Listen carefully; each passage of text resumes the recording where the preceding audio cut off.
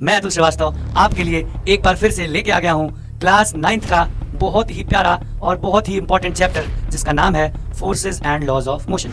इसके इफेक्ट को हम लोग महसूस कर सकते हैं। जैसे ये तो मतलब भगवान हो गए, फोर्स तो भगवान हो गए। भगवान को हम देख नहीं सकते हैं, लेकिन हम ये भगवान हम क्लास 9th में पास हो जाए ऐसा आप कहेंगे और पास हो जाएंगे तो बोलेंगे थैंक यू भगवान, आप हमें पास कर दिए। तो ये वही तो बात होगी, भगवान को हम देख नहीं रहे लेकिन हमारा काम करते हैं, हम उसको महसूस कर पा रहे हैं। 500 न्यूटन इधर से, 500 न्यूटन इधर से, दोस्त इधर से, मम्मी पापा, हाथ उखड़ गया भाई, ईवी ठाकुर हो गए हम गब्बर के बिना हाथ के, ठीक है। लेकिन क्या हुआ, हम हमारी पोजीशन नहीं चेंज हुई, लेकिन हमारी बॉडी के शेप में क्या है चेंज। अब पहले हाथ के थे, अब बिना हाथ के हो गए। ऐसे देखिए कारपेट है, मम्मी दिवाली आ रही है, पीटना शुरू की, इसमें धूल निकल के बाहर आ जाएगा। तो ये है इनर्शिया ऑफ रेस्ट।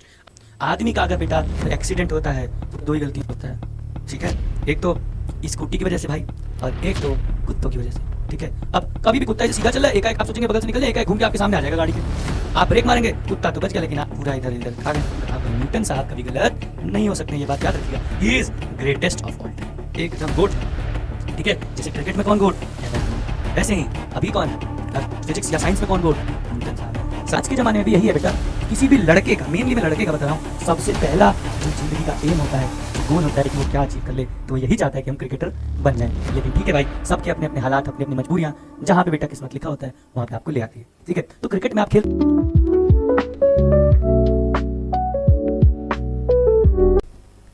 हेलो बच्चों, कैसे हैं आप लोग। तो स्वागत है आप सभी का आपके चैनल कॉमेट हब पे।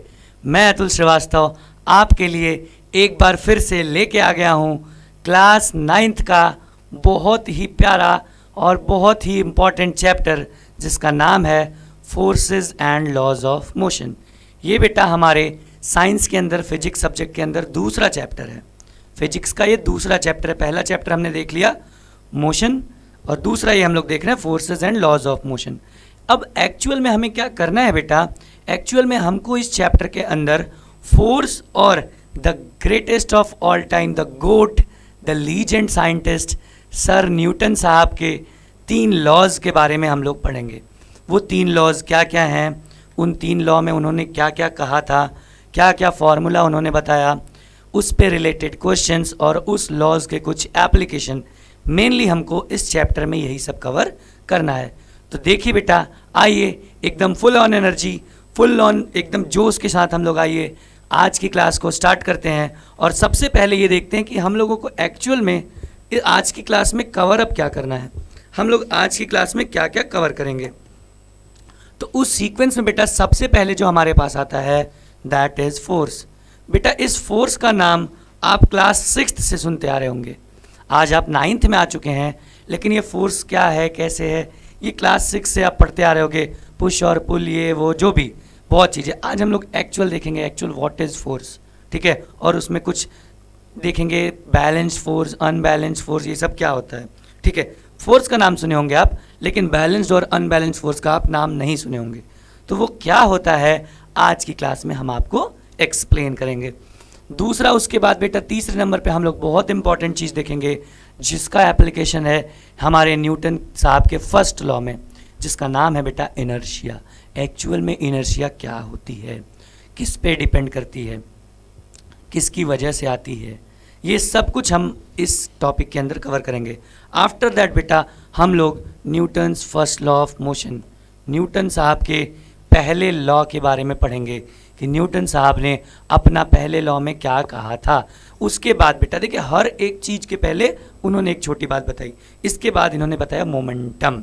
मोमेंटम क्या होता है, क्यों, क्योंकि बेटा मोमेंटम हम नहीं जानेंगे तो मोमेंटम से ही हमारा सेकेंड लॉ डिफाइन होता है। तो हमको इसके पहले मोमेंटम जानना जरूरी है। तो नेक्स्ट में हम लोग देखेंगे क्या, मोमेंटम। अच्छा बेटा, मोमेंटम जब जान जाएंगे तो उसके साथ हम लोग देखेंगे क्या, Newton second law of motion. फिर हम लोग को बेटा उसके बाद देखना है इम्पल्स, ये कैपिटल आई होगा भैया, इम्पल्स के बारे में। और इम्पल्स के साथ साथ बेटा हम लोग न्यूटन्स थर्ड लॉ, आप बहुत सुने होंगे, एक्शन रिएक्शन पेयर, आप बहुत सुनते आ रहे होंगे। एक न्यूटन साहब का लॉ है जिसमें वो कहते हैं कि एक हाथ से अगर आप किसी के गाल पे थप्पड़ मार रहे हैं तो जितना उसके गाल पे चोट लगेगी उतना ही आपके हाथ पे चोट लगेगी, या जितना उसके गाल पे फोर्स अप्लाई होगा उतना ही आपके हाथ पे अप्लाई होगा। तो ये क्या हम जो ये सुनते आ रहे हैं, क्या ये सच है कि झूठ है, क्या होगा, ये सब हम आज की क्लास में इस पूरे चैप्टर को हम लोग कवर अप करने वाले हैं। मतलब कि ये आपके लिए पूरी फन शॉर्ट वीडियो होगी इस चैप्टर की। ठीक है बेटा, तो आइए बिल्कुल पॉजिटिव नोट के साथ आज की हम लोग पहली टॉपिक को स्टार्ट करते हैं, जिसका नाम क्या है बेटा, फोर्स। बेटा मैं आपको अभी थोड़ी देर पहले बताया, क्लास 6th से आप इसका नाम सुनते हुए आ रहे हैं। फोर्स, फोर्स क्या है सर? अ पुश और पुल। क्या है? अ पुश और पुल। अच्छा, एक और बार बताऊं, पुश और पुल हम किसी को धक्का दें या खींचें, ठीक है। अच्छा, लेकिन हम क्या यहाँ पे कह सकते हैं कि क्या उस बॉडी के स्टेट में चेंज हो जाए? मतलब अगर हम किसी को पुश करें या पुल करें और उस बॉडी के स्टेट में चेंज हो जाए तो उसे ही हम आप बोलेंगे फोर्स। अब सर ये बॉडी के स्टेट में चेंज हो जाए, क्या बात होती है बेटा? ये बात ये है कि अगर कोई चलती गाड़ी है और हम ऐसे फोर्स लगाएं, गाड़ी रुक गई। कोई रुकी हुई गाड़ी है, हम ऐसे फोर्स लगाएं, वो चलने लगी। ठीक है, तो ये क्या है बेटा, उसके स्टेट में चेंज हो रहा है। स्टेट मतलब अब स्टेट और रेस्ट और मोशन वाली बात है, वो आप केमिस्ट्री में सॉलिड लिक्विड गैस मत करिएगा। तो वो स्टेट की बात है, या तो रुकी है तो चलने लगे, चलने है तो रुकी रहे, रुक जाए। तो इस चीज़ को हम लोग बोलते हैं फोर्स। अच्छा, एक और बात, फोर्स को हम आप देख नहीं सकते हैं, ठीक है, लेकिन महसूस कर सकते हैं। Force can not be seen, देखा नहीं जा सकता। आप ये देख सकते हैं क्या यहाँ फोर्स लग रहा है, ठीक है, महसूस लेकिन कर सकते हैं। तो क्लियर है फोर्स क्या होता है? चलिए अगर क्लियर है तो थोड़ा हम लोग बुकिश लैंग्वेज को भी समझते हैं। क्या कहता है, देखिए, अ पुश और pull acting on a body is known as force. Mainly तो यही हम लोग 6th डेफिनेशन पढ़ रहे हैं। बॉडी के ऊपर अगर हम पुश या पुल करें तो उसे ही हम लोग क्या कहेंगे, फोर्स। अच्छा, उसके बाद क्या कह रहे हैं, देखिए, force can not be seen. Force को बेटा हम लोग देख नहीं सकते हैं, but it can be judged only by the effects which it produces in various body around us. हाँ, लेकिन इसके इफेक्ट को हम लोग महसूस कर सकते हैं। जैसे ये तो मतलब भगवान हो गए, फोर्स तो भगवान हो गए। भगवान को हम देख नहीं सकते हैं, लेकिन हम, हे भगवान हम क्लास 9th में पास हो जाए, ऐसा आप कहेंगे, और पास हो जाएंगे तो बोलेंगे थैंक यू भगवान, आप हमें पास कर दिए। तो ये वही तो बात हो गई, भगवान को हम देख नहीं रहे लेकिन हमारा काम कर दे रहे तो हम उसको महसूस कर पा रहे हैं। हाँ, तो बेटा फोर्स भी वही है, समथिंग कि पुश और पुल, हम इसको देख नहीं सकते हैं फोर्स को, लेकिन इसके इफेक्ट को हम लोग महसूस कर सकते हैं। ठीक है, अच्छा, अब कुछ इफेक्ट इसके देखते हैं फोर्स के क्या क्या होते हैं। तो इफेक्ट में मैं आपको बताया, ये चलती बॉडी को रोक सकता है, रुकी हुई बॉडी को चला सकता है, किसी बॉडी की डायरेक्शन चेंज कर सकता है। आप दौड़ते हुए आ रहे थे, सामने से एक मोटा आदमी आपके सामने और दौड़ता हुआ आ रहा था, आप नहीं देखें, उससे जाके टकरा गए और आप किसी और डायरेक्शन में फेंका गए। लो भैया, ये क्या हुआ, उड़ के गिरे उधर। ठीक है, तो आपका क्या हो गया भाई, उनके जो वो भाई साहब थे उनके फोर्स के इफेक्ट से आपका डायरेक्शन भी चेंज हो गया। ठीक है, तो आइए देखते हैं कुछ इसके इफेक्ट्स। क्या कहते हैं भैया, a force can move a stationary body. रुकी हुई बॉडी, ये रुकी हुई है, हम इस पे फोर्स लगाएं, ये मोशन में आ गई।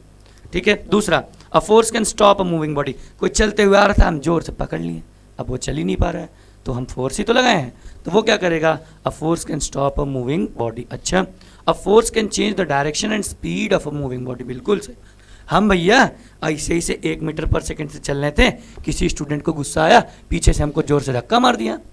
अब धक्का मारा तो क्या हो गया कि अब भाई हमारी स्पीड क्या होगी, बढ़ जाएगी, तो स्पीड चेंज हुई। अच्छा, अगर हम ऐसे ऐसे 1 मीटर पर सेकंड से चल रहे हैं और इधर से कोई धक्का मारे तो उस केस में क्या होगा बेटा, हमारा डायरेक्शन भी बदल जाएगा। अब जोर से धक्का मारेगा तो हम उल्टे डायरेक्शन में गिरेंगे या चलना शुरू करेंगे, तो वो क्या होगा, देखिए, डायरेक्शन भी बदला और स्पीड भी बदल दिया।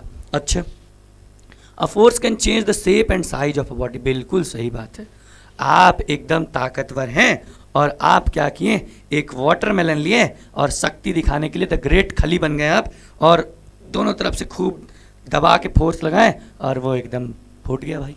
तो वो क्या हुआ, उस वाटरमेलन के आप शेप और साइज दोनों को क्या कर दिए, चेंज कर दिए। तो ये कुछ बेटा इफेक्ट हैं किसके, फोर्स के। अब हमको नहीं लगता है कि आपको फोर्स के अंदर कोई तकलीफ होनी चाहिए। अगर नहीं है तो आइए फटाफट आगे बढ़ा जाए और अपने देखते हैं। अब बहुत सुने, हमारे एनसीईआरटी में दिया है balanced and unbalanced force, balance और अनबैलेंस। अब होता क्या है, होता देखिए डायग्राम से भी समझाया है, लेकिन हम अपने तरीके से आपको एक बात समझाते हैं। देखिए, मान लेते हैं बेटा ये ग्राउंड लेवल है, क्या है, ग्राउंड मतलब ये जमीन है। ठीक है। और इस पे बेटा हम क्या कर रहे हैं, एक बॉडी रख दे रहे हैं, ठीक है। ये मान लो कि ये कोई भैया हैं एक्स भैया हैं, ठीक है। अब क्या हुआ, एक्स भैया के ऊपर एक राइट डायरेक्शन में मान लेते हैं हम 10 न्यूटन का फोर्स लग रहा है। राइट डायरेक्शन में क्या हुआ, 10। इनके दोस्त इनको बुला रहे हैं, आओ चलो खेलने चलते हैं, पकड़ के खींच रहे हैं, लेकिन इनकी वाइफ या इनकी माता जी कहीं जाना नहीं है, आज घर में ही तू रहेगा। मतलब इनकी वाइफ या इनकी माता जी, चलिए वाइफ कहाँ भी 9th में आएगी, माता जी को ही बोलते हैं ये 10 न्यूटन का इधर फोर्स लगा रहे हैं। ध्यान दीजिएगा, इनके दोस्त लोग इधर फोर्स लगे, आओ चलो घूमने चलते हैं, माता जी इधर से फोर्स लगा रही हैं, दोनों तरफ से बराबर फोर्स लग रहा है, ठीक है। अब क्या हुआ, ये कहीं भाई साहब जा पाएंगे, हिल पाएंगे, नहीं सर। अब मान लेते इधर 50 न्यूटन का कई दोस्त लगा दिए, लेकिन मम्मी शक्तिशाली इधर से अकेले 50 न्यूटन का फोर्स लगाएंगे, तो भी क्या ये इधर या इधर जा पाएंगे, नहीं जा पाएंगे। अब मान लीजिए कि ये 500 न्यूटन का फोर्स लगा दिए, इधर पापा भी आ गए, पापा मम्मी दोनों लोग पकड़ के 500 न्यूटन का फोर्स लगा दिए, तो भी क्या ये भैया कहीं एक्स वाले भैया कहीं जा पाएंगे इधर या उधर, नहीं सर नहीं जा पाएंगे। हाँ ये हो सकता है फोर्स बढ़ाते जाए, भाई साहब का हाथ उखड़ जाए, दोनों हाथ उखड़ के गब्बर वाले ठाकुर हो जाए, साहब गब्बर वाले क्या हो जाए, ठाकुर हो जाए, तब नहीं हो सकता है। हाँ लेकिन देखिए वो क्या हुआ, शेप चेंज हो गया, हाथे चला गया एक्स भैया का, लेकिन एक्स भैया अपने पोजीशन को चेंज नहीं किए। मतलब फोर्स तो अप्लाई हुआ दोनों डायरेक्शन में, लेकिन बॉडी के पोजीशन में कोई चेंज नहीं आया। तो ऐसे फोर्स को बेटा हम आप कहते हैं बैलेंस फोर्स। मतलब अब क्या कहेंगे, अच्छा अभी हम ग्रेविटेशन पढ़ेंगे तो हम देखेंगे बेटा इस बॉडी का जो वेट होता है, ठीक है, वो हमेशा वर्टिकली डाउनवर्ड लगता है, अर्थ खींचती है अपने सेंटर की तरफ, तो ये इसको बोलते हैं हम लोग डब्ल्यू, ठीक है। अच्छा चलिए ये भी फोर्स आपको बताता हूँ, कोई नहीं बताएगा, मैं बता रहा हूँ। ये फोर्स इस पे लग रहा है नीचे की तरफ डब्ल्यू, और इसको बैलेंस करने के लिए ऊपर एक फोर्स लगता है जिसको हम लोग नॉर्मल कहते हैं, ठीक है। आप नहीं पता है तो भी कोई दिक्कत नहीं है, हल्का फुल्का समझिए, आगे की क्लास में हम लोग और अच्छे से इसको समझेंगे। तो अब क्या हुआ, ये जो डब्ल्यू है बेटा ये नॉर्मल के बराबर हो जाता है, मतलब अपवर्ड फोर्स बराबर डाउनवर्ड फोर्स, और हमको दिख रहा है कि लेफ्ट वाला फोर्स बराबर राइट वाला फोर्स। मतलब इस बॉडी पे लगने वाले सभी फोर्सेस, ठीक है, मैग्नीट्यूड में सेम है और डायरेक्शन में ऑपोजिट हैं। मैग्नीट्यूड में सेम है, n बराबर है w के, इधर 10 बराबर है इस 10 के, मतलब डायरेक्शन अपोजिट है लेकिन मैग्नीट्यूड सेम है। तो जो इसका रिजल्टेंट फोर्स आएगा, मतलब इस बॉडी पे लगने वाला नेट फोर्स या रिजल्टेंट फोर्स जो होगा वो 0 होगा। मतलब ये n कैंसिल कर देगा w को, ये 10 न्यूटन कैंसिल कर देगा 10 न्यूटन को, और ये बॉडी वहीं की वहीं रहेगी, कहीं पे ना ऊपर ना नीचे ना दाएं ना बाएं, किधर भी मोशन नहीं करेगी। तो ऐसे फोर्स को बेटा हम आप बड़े प्यार से क्या कहते हैं, बैलेंस्ड फोर्स कहते हैं। क्या कहते हैं, बैलेंस्ड फोर्स कहते हैं। अब हमको लग रहा है आपको ज़्यादा बताने की ज़रूरत नहीं है। अब आते हैं हम लोग बुकिश लैंग्वेज पे, समझ लेते। देखिए बैलेंस फोर्स, ये बिल्कुल जो ये आपकी थ्योरी लिखी है बेटा, ये सिर्फ और सिर्फ आपको नोट्स के लिए लिखी है। आपको क्या करना है, आप सभी लोगों को पता है, जब लेक्चर स्टार्ट होता है बेटा तो सर बहुत मजाक करते हैं, हम इसके लिए क्लास करने आते हैं, इसलिए मत आइए। आपको क्या करना है, पेन कॉपी साथ में ले के बैठना है। पेन कॉपी लीजिए, सारा नोट्स नोट करिए, जितने भी हम आप आगे क्वेश्चन कराएंगे, पहले जब क्वेश्चन आए तो आप उस वीडियो को पॉज करिए, वहाँ पे क्वेश्चन खुद से ट्राई करिए। आप ट्राई करके आप अपना आंसर नोट कर लीजिए, जब मैं बताऊं तो चेक करिए कि सही है कि गलत। ये बेस्ट मेथड है स्टडी की, ठीक है। आइए देखते हैं क्या कहता है भाई। देखिए कह रहे हैं ये भाई साहब कि व्हेन द नेट इफेक्ट, ध्यान दीजिएगा, produced by a number of forces acting on a body is 0। Net effect, यार इसको नेट फोर्स या उसको रिजल्टेंट फोर्स या उसको टोटल फोर्स कह सकते हैं। किसी बॉडी पे लगने वाले नेट फोर्स की वैल्यू अगर 0 है, इस पे क्या है, नेट फोर्स क्या है, 0 है। अगर 0 है तो उसको हम लोग क्या बोलेंगे बेटा, बैलेंस फोर्सेस बोलेंगे। क्या बोलेंगे, बैलेंस फोर्स। अच्छा बैलेंस फोर्स, याद कि बहुत इंपॉर्टेंट छोटी छोटी बात जो आपके बुक में पूछती है या मैं लिख के आपके लिए लेके आया हूँ। Balance forces can only bring a change in shape of a body. देखिए जो इंपॉर्टेंट पॉइंट है उसको मैं खुद आपको अलग रंग से बता दिया हूँ। बैलेंस फोर्स क्या कहती है, इसे बॉडी के शेप में चेंज करेगी। अब कैसे, अब एग्जांपल याद रखिए, 500 न्यूटन इधर से, 500 न्यूटन इधर से दोस्त, इधर से मम्मी पापा, हाथ उखड़ गया भाई, ईवी ईवी ठाकुर हो गए हम गब्बर के बिना हाथ के, ठीक है। लेकिन क्या हुआ, हमारी पोजीशन नहीं चेंज हुई, लेकिन हमारे बॉडी के शेप में क्या आया चेंज। अब पहले हाथ के थे, अब बिना हाथ के हो गए, ठीक है। तो इस बैलेंस फोर्स सिर्फ क्या करता है बेटा, बॉडी के शेप में चेंज लाता है। अच्छा, अब next point, balance forces do not change, क्या नहीं चेंज करता है, द स्टेट ऑफ रेस्ट। अगर हम रुके हैं तो रुके ही रहेंगे, चाहे जितना बराबर फोर्स अपोजिट डायरेक्शन से लगा लीजिए, ठीक है, एकदम सही बात। द स्टेट ऑफ मोशन, ये भी बात सही है, अगर हम मोशन में चल रहे हैं, ठीक है, और आगे और पीछे बराबर फोर्स लग रहा है, तो बेटा उससे हमारे बॉडी के मोशन पे कोई फर्क नहीं पड़ने वाला है, ठीक है। हाँ, तो वो क्या करेगा, ये दोनों स्टेट ऑफ रेस्ट, अगर मतलब रुका हुआ है तो रुका ही रहेगा, और चल रहा है तो चलते ही रहेगा। बैलेंस फोर्स इन दोनों स्टेट में कोई चेंज नहीं लाता है। अच्छा, एग्जाम्पल, बहुत आप लोग गेम खेले होंगे अपने स्कूलों में बेटा, टग ऑफ वार, ठीक है। क्या होता है, दो टीम आ जाएगी, ठीक है, ये जूनियर ये सीनियर की टीम, या बॉयज़ या गर्ल्स की टीम, ठीक है। या कभी कभी आप देखोगे अपने आपके स्पोर्ट्स वाले सर खूब हैवी होंगे तो अकेले कहेंगे चलो तुम लोग खींचो, ठीक है।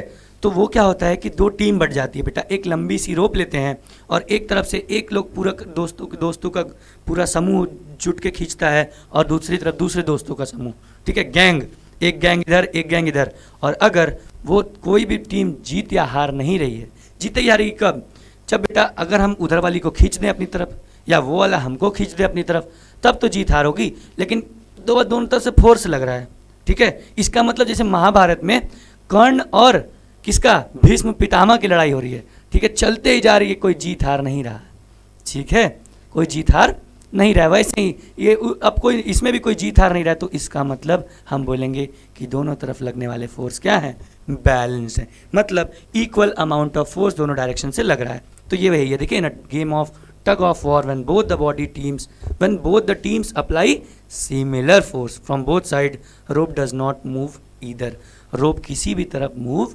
नहीं करेगी, तो इसका मतलब उसका रिजल्टेंट क्या हो जाएगा, ज़ीरो हो जाएगा। और ऐसे फोर्स को हम आप बड़े प्यार से क्या बोलेंगे, बैलेंस फोर्स बोलेंगे।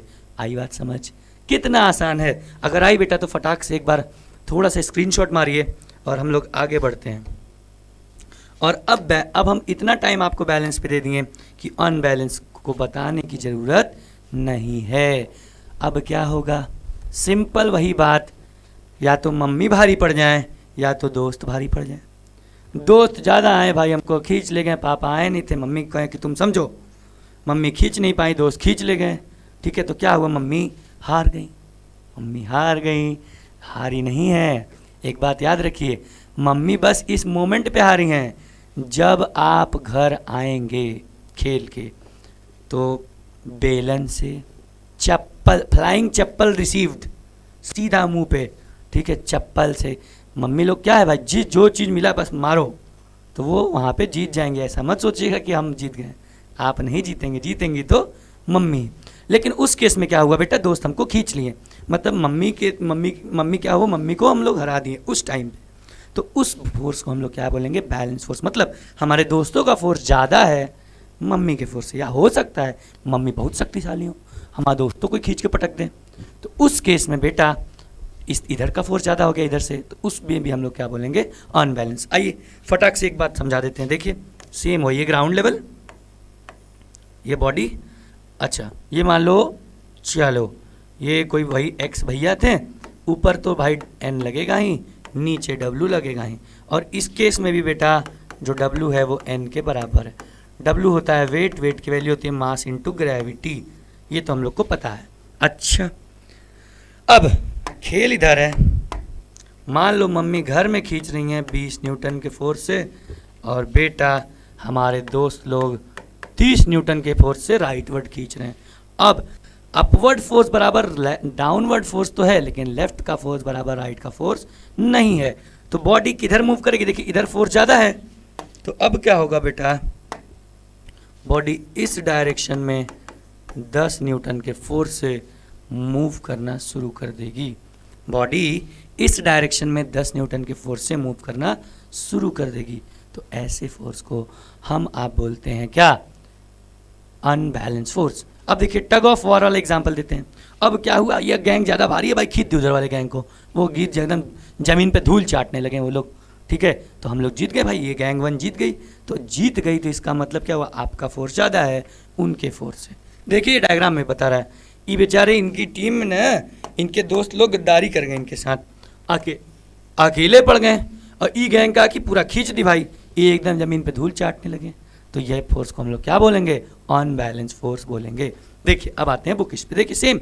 अब कुछ बुक इस पे नहीं, अब तो आपको पता है क्या, जो वहाँ था वहाँ पे क्या था, नेट फोर्स 0 था सभी डायरेक्शन में लगने वाले, यहाँ पे नेट फोर्स 0 नहीं होगा। देखिए when the net effect produced by a number of force acting on a body is non zero, क्या होना चाहिए, नॉन जीरो, जीरो नहीं होना चाहिए, ठीक है। Then the forces are said to be unbalance force. अच्छा अनबैलेंस फोर्स क्या करता है, हाँ बॉडी के स्टेट में चेंज लाता है।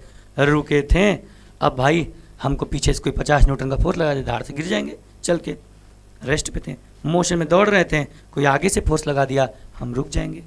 तो बेटा ये क्या करता है, उधर वो बॉडी में, बॉडी के रेस्ट या मोशन के बैलेंस फोर्स उसके रेस्ट या मोशन के स्टेट को चेंज नहीं करता था, लेकिन ये स्टेट को चेंज कर देगा। अच्छा देखिए, if unbalance force is applied to a moving object, अच्छा कोई चलती हुई ऑब्जेक्ट पे अनबैलेंस फोर्स लगता है तो उस केस में क्या होगा, देखिए क्या क्या चेंज होगा, उनकी स्पीड चेंज हो जाएगी। भाई हम चल रहे थे, पीछे से किसी गुस्सा है, हमको एक लात खींच के मार दिया धड़ाम से ज़मीन पे, तो भाई स्पीड में चेंज आया ना।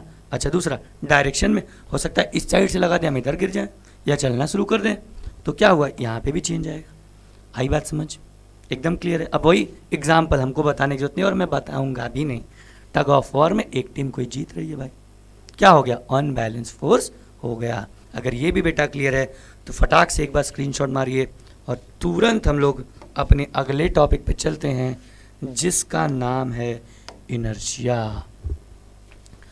अब क्या होता है इनर्शिया, खेल यहाँ पे फंसा। अभी तक तो सब कुछ क्लियर था, लेकिन अब हमको ये समझ में नहीं आया सर इनर्शिया क्या होता है। पहली बार हम नाम सुन, ओर्स फोर्स का नाम तो बेटा हम लोग 6 से सुनते आ रहे हैं, लेकिन इनर्शिया का नाम नहीं सुने थे। तो बेटा एक बात याद रखिए, ये किसी भी बॉडी की, एकदम बहुत सिंपल लैंग्वेज में आपको समझा रहा हूँ, ये किसी भी बॉडी की नेचुरल टेंडेंसी है। It is a natural tendency of a body, किसी भी बॉडी की नेचुरल टेंडेंसी। अब टेंडेंसी क्या करती है, टू रेजिस्ट, रेजिस्ट मतलब होता है रुकावट, barrier, to change in its state, उसके स्टेट में चेंज होने से वो रोकती है, यही उसकी टेंडेंसी है। जैसे मान लीजिए कि ये आपके हाथ पे बेटा ये क्या है, स्टाइलस, स्टाइलस रुका हुआ है। अब इनर्शिया चाहेगी कि ये रुका ही रहे, इनर्शिया क्या चाहेगी कि ये रुका ही रहे। अच्छा एक बहुत अच्छा एग्जांपल देता हूँ। अब मान लीजिए कि मैं चलना शुरू किया, ऐसे ऐसे चल रहा हूँ, तो इनर्शिया चाहेगी कि मैं चलता ही रहूँ। ध्यान दीजिए, इनर्शिया क्या चाहेगी कि मैं चलता ही रहूँ, रुकूँ ना। मतलब इनर्शिया क्या है, एक नेचुरल टेंडेंसी है किसी बॉडी की जो क्या चाहता है कि वो उसके स्टेट में कोई चेंज ना हो। मतलब अगर कोई बॉडी रुकी है तो हमेशा रुकी रहे, कोई बॉडी चल रही है तो वो हमेशा चलती रहे। अच्छा 3 टाइप का इनर्शिया होता है बेटा, जो एक पहला होता है इनर्शिया ऑफ रेस्ट, दूसरा होता है इनर्शिया ऑफ मोशन, तीसरा होता है इनर्शिया ऑफ डायरेक्शन। और कोई बहुत तोप नहीं है, और अब इसी को बस अलग अलग पार्ट में डिवाइड कर दिया। इनर्शिया ऑफ रेस्ट क्या बोलेगा कि अगर कोई बॉडी रुकी है तो रुकी ही रहे। तो मोशन क्या बोलेगा, कोई बॉडी चल रही है तो चलती ही रहे। कोई बॉडी अगर बोलेगा कि एक इनर्शिया की वजह से बॉडी अपने डायरेक्शन को चेंज करने से रेजिस्ट करती है, तो हमको देखना है कि इनर्शिया क्या होता है और उसके टाइप्स क्या क्या होते हैं। अब आइए देखिए बुक इस क्या कहता है।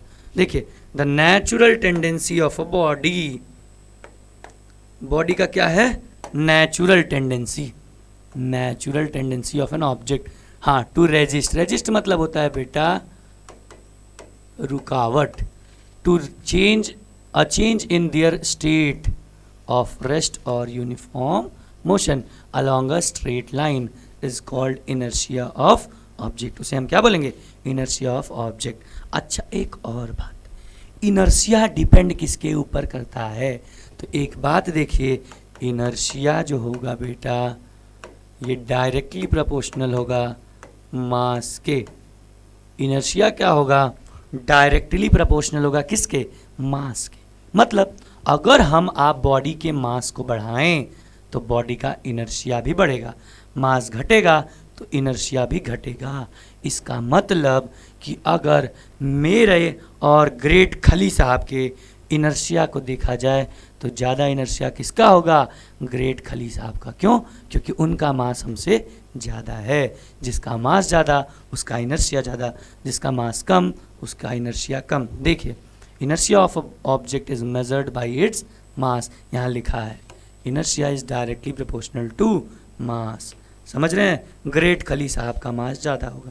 आपको कभी कभी एमसीक्यू में पूछता है, दो बॉडी है, एक का मास है 50 kg, एक का मास है 80 kg, तो आप बताइए किसका इनर्शिया ज़्यादा होगा। तो बस जिसका मास ज़्यादा उसका इनर्शिया ज़्यादा। अब 3 टाइप का बेटा इनर्शिया होता है। पहला है इनर्शिया ऑफ रेस्ट, दूसरा इनर्शिया ऑफ मोशन और तीसरा इनर्शिया ऑफ डायरेक्शन। तो आइए अब हम बारी बारी से देखते हैं ये तीनों चीज़ क्या क्या हैं। उसके पहले अगर आपको चाहिए तो एक बार डेफिनेशन का फटाक से स्क्रीनशॉट ले लीजिए। चलिए, अब आपको कुछ बताने की जरूरत नहीं है, फटाफट हम बताते जाएंगे, आप समझते जाइए। इनर्शिया ऑफ रेस्ट क्या कहेगा, इनर्शिया ऑफ रेस्ट सर ये बात कहेगा कि कोई अगर रुका है तो रुका ही रहे, वो चले ना। देखिए, the tendency of a body to resist, यहाँ लिखा है रेजिस्ट मतलब क्या होता है, अपोज करना। एनी चेंज, कोई भी change in state of rest, क्या रुके रहे, अरे बाप रे, रुके रहे, रेस्ट मतलब रुका हुआ, is known as inertia of rest. उसे हम आप क्या कहेंगे, इनर्शिया ऑफ रेस्ट। अब आपको जानते हैं इनर्शिया की डेफिनेशन से ज़्यादा, ध्यान दीजिएगा, आपको बेटा इनर्शिया के डेफिनेशन से ज़्यादा आपको ये पूछता है इनर्शिया के एग्जाम्पल्स बताइए। तो देखिए कुछ एग्जाम्पल देखते हैं इनर्शिया ऑफ रेस्ट के। क्या बोला, व्हेन बस सडनली स्टार्ट मूविंग। अच्छा, आप देखें कभी बस में बैठे हैं, बस में बैठे रहेंगे और एक का एक बेटा ड्राइवर साहब फटाक से गियर लगा के एक्सेलरेट किए, तो आप अब जिस सीट पे बैठे पीछे की तरफ भाई साहब गिरने, जैसे लगेगा पीछे की तरफ आप जा रहे हैं। ठीक है, अब ये किसकी वजह से होता है, ये होता है इनर्शिया ऑफ रेस्ट की वजह से। देखिए, when a bus suddenly start moving forward then the passengers in the bus fall backwards. क्या होता है, पीछे की तरफ वो गिरना महसूस करते हैं, वो बोलते हैं वो होता है किसकी वजह से, इनर्शिया ऑफ रेस्ट की वजह से। अच्छा, कारपेट देखें, कारपेट जो हमारे घर में बिछा होता है, कालीन जिसे बोलते हैं, उस पर हम कभी कभी मम्मी, अब दिवाली आ रही है, मम्मी साफ़ सफाई में जुट जाएंगी, तो क्या होगा अगर मम्मी कोई डंडा वंडा लेके आपको समझ के अगर कालीन को पीटती हैं तो आप देखेंगे उसमें से डस्ट पार्टिकल्स क्या होते हैं, बाहर निकलते हैं। ये भी किसका एग्जाम्पल है बेटा, ये भी एग्जाम्पल है इनर्शिया ऑफ रेस्ट का। देखिए, the carpet is beaten with a stick to remove the dust particles. अच्छा, कभी कभी देखिए अभी गर्मियाँ आएंगी, जब पतझड़ होने लगेगा और जब पेड़ के आप देखेंगे कुछ पत्ते सूख जाएंगे, आप क्या करिए, पेड़ के पे चढ़ के उसकी डाली को हिलाइए तो आप देखेंगे बहुत सारे सूखे पत्ते नीचे गिर जाएंगे। ये भी होता है किसकी वजह से, इनर्शिया ऑफ रेस्ट की वजह से। ये डायग्राम में भी भाई साहब ये एक्सप्लेन कर रहे हैं।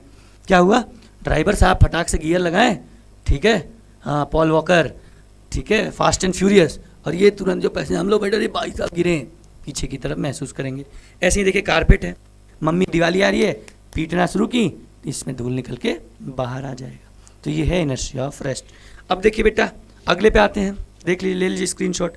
अगले पे बेटा आएगा इनर्शिया ऑफ मोशन। अब कुछ नहीं, जो रेस्ट वो मोशन। अब मोशन क्या कहेगा कि अगर कोई बॉडी मोशन में है तो वो मोशन में ही रहे, रुके ना। ठीक है, देखिए, the tendency of a body to resist any change in state of uniform motion is known as inertia of motion. अब चलती हुई बस, मान लो देखो भाई, बस खूब जोर से जा रही थी और रोड पे एक कुत्ता आ गया। कुत्ते का तो जानते हैं भाई, कभी भी बीच में आ जाते हैं। आदमी का अगर बेटा एक्सीडेंट होता है तो दो ही गलतियाँ होता है, ठीक है, एक तो स्कूटी की वजह से भाई और एक तो कुत्तों की वजह से। ठीक है, अब कभी भी कुत्ता ऐसे सीधा चल रहा है, एकाएक आप सोचेंगे बगल से निकल जाए, एकाएक घूम के आपके सामने आ जाएगा गाड़ी के, आप ब्रेक मारेंगे, कुत्ता तो बच गया लेकिन आप पूरा इधर इधर खा गए हैं, पूरा काम भर का।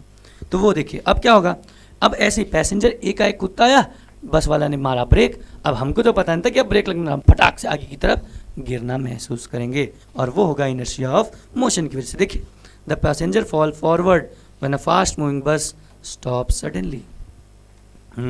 अच्छा, अ पर्सन फॉल फॉरवर्ड। अब देखिए, कभी कभी देखिए आप बॉम्बे में जाइए, मेट्रो लोकल या मेट्रो में देखिए दिल्ली में, तो बेटा अभी ट्रेन हल्की हल्की धीरे चल रही तभी लोग चढ़ना या उतरना शुरू कर देंगे, ठीक है।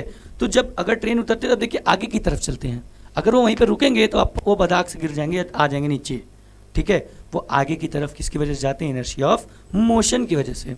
अच्छा, द लगेज इज यूजुअली, अच्छा हाँ, आप देखे होंगे गाँव जो बस जाती है बेटा, उसके खूब सारा जो लगेज होता है वो ऊपर रस्सी से बांध देते हैं। क्यों? अगर वो नहीं बांधते तो इनर्शिया ऑफ मोशन की वजह से अगर वो ब्रेक मारते हैं तो वो सारा का सारा उनका जो लगेज है वो फेंका जाता, ठीक है, गिर जाता। तो ये सब किसका एग्जाम्पल है? इनर्शिया ऑफ मोशन का। लीजिए इसका भी बेटा स्क्रीनशॉट। चलिए अब हम लोग तीसरा और लास्ट केस देखते हैं, इनर्शिया ऑफ डायरेक्शन। ये भी बताने की जरूरत नहीं है। अब क्या ये रेजिस्ट करेगा? जिस डायरेक्शन में चल रही है उसी डायरेक्शन में चले, ठीक है। अब देखिए कभी कभी आप देखिए शार्प टर्न अगर बस वाले भैया तो हम इससे घूम जाते हैं, नहीं देखे हैं? वो किसकी वजह से होगा? वो इनर्शिया ऑफ डायरेक्शन की वजह से। अच्छा, एक पत्थर लंगड़ वंगड़, अभी हम लोग की तरफ तो उसको बोलते हैं, जब वो बांध के रस्सी में हम पत्थर बांध के ऐसे पतंग वतंग फंसाने के लिए जो फेंकते हैं, अगर आप हाथ में लेके ऐसे ऐसे रोटेट करें तब तक तो वो सर्कुलर मोशन कर रहा है, अगर आप ऐसे ऐसे करते करते उसके छोड़ दीजिए तो एकदम हॉरिजॉन्टल डायरेक्शन में निकल जाएगा। तो ये भी किसकी वजह से होता है? इनर्शिया ऑफ डायरेक्शन की वजह से, ठीक है। देखिए, the tendency of a body to resist any change in direction of motion is known as inertia of direction. देखिए, when a fast moving bus takes a turn on a curved road, curve road पे जैसे ही driver साहब turn लिए, then the passenger fall away from the centre of curved road. क्या होगा? Passenger ऐसे दूर तरफ की तरफ गिरते हुए लगेंगे। ये किसकी वजह से होगा? ये होगा बेटा इनर्शिया ऑफ डायरेक्शन की वजह से। देखिए, a stone is tied to string is whirling in a horizontal circle, ए वर्ल कर रहा है, घूम रहा है। इफ द स्ट्रिंग ब्रेक्स, अगर रस्सी टूट गई तो stone flies away tangentially. Tangent, tangent ये होता है बेटा, टेंजेंट वो पॉइंट है, अभी आप सर्कल में पढ़ेंगे, एक ऐसा पॉइंट जो सर्कल को सिर्फ और सिर्फ एक पॉइंट पे क्या करता है? टच करता है। क्लियर है? सबको क्लियर है? चलिए, अगर है बेटा तो फटाफट आप इसका भी स्क्रीनशॉट मारिए, ठीक है। अब हम लोग क्या क्या कवर कर लिए? हम लोग फोर्स कवर कर लिए, हम लोग बैलेंस फोर्स कवर कर लिए, अनबैलेंस फोर्स कवर कर लिए, उनके एग्जाम्पल्स देखें, इनर्शिया कवर कर लिए, inertia of rest, inertia of motion, inertia of direction cover कर लिए। अब हम लोग आएंगे न्यूटन साहब के पहले लॉ के पास, ठीक है। यहाँ तक क्लियर है? कोई दिक्कत तो नहीं है? मज़ा आ रहा है? खूब एकदम इंजॉय कर रहे हैं ना? बोरियत तो नहीं आ रही? चलिए आते हैं हम लोग पहले लॉ की तरफ। अब पहला लॉ ही बेटा, इसको हम लोग बड़े प्यार से, देखिए मैं यहाँ नीचे कह दे रहे हैं, लिख दे रहे हैं, इनको हम लोग बोलते हैं लॉ ऑफ इनर्शिया। इसको हम लोग सीधा सीधा एक लाइन में लॉ ऑफ इनर्शिया बोल देते हैं। मतलब पहला लॉ हमारा पूरा पूरा इनर्शिया पे डिपेंडेंट है। किस पे? इनर्शिया पे। अब इनर्शिया क्या होता है? कोई बॉडी अपने स्टेट में ही रहे, रुकी है तो रुकी रहे, चल रही है तो चलती रहे। तो इधर बस वही है, सेम चीज, सेम बात, बस थोड़ा सा घुमा के न्यूटन साहब ने कह दिया। क्या कहा? कि अगर कोई बॉडी रुकी है तो वो रुकी ही रहेगी, और या अगर कोई बॉडी चल रही है तो वो चलती ही रहेगी जब तक कोई उसके ऊपर एक्सटर्नल फोर्स न लगे बाहर से। अब जैसे हम चल रहे हैं तो भाई न्यूटन साहब के हिसाब से तो हम चलते ही रहने चाहिए, ठीक है। या हम मान लीजिए इसको फेंकते हैं स्टाइलस को, तो ये कुछ दूर तक जाएगा और फिर ये रुक जाएगा। ज़मीन पे ऐसे अगर हम ऐसे रोल करते हैं तो कुछ दूर तक जाएगा और ये फिर रुक जाएगा। तो यार यहाँ पे तो हमको लग रहा है कि न्यूटन साहब की बात ही गलत हो गई, लेकिन हम अभी स्टार्टिंग में ही बोले हैं he is greatest of all time. वो गलत नहीं हो सकते हैं। उन्होंने क्या बोला था? ठीक है, आप तो कह रहे हैं कि सर मैं मोशन में ला दिया, तो मोशन में रहना चाहिए, लेकिन न्यूटन साहब, लेकिन बॉडी तो रुक जा रही है, थोड़ी दूर चलने के बाद स्टाइलस रुक गया, तो क्या न्यूटन साहब गलत हैं? नहीं।